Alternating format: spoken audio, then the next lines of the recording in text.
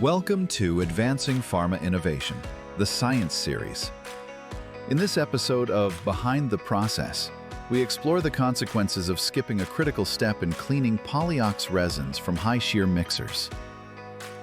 As always, begin by removing all residual dry powder, ideally using a vacuum cleaner suitable for powders. This step is essential to prevent premature hydration of the resin.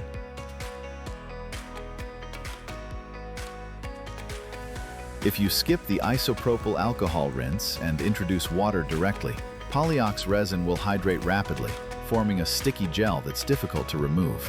This can lead to significant downtime and increased cleaning effort. To avoid this, always follow dry cleaning with an isopropyl alcohol rinse before using water. In formulation science, every step matters.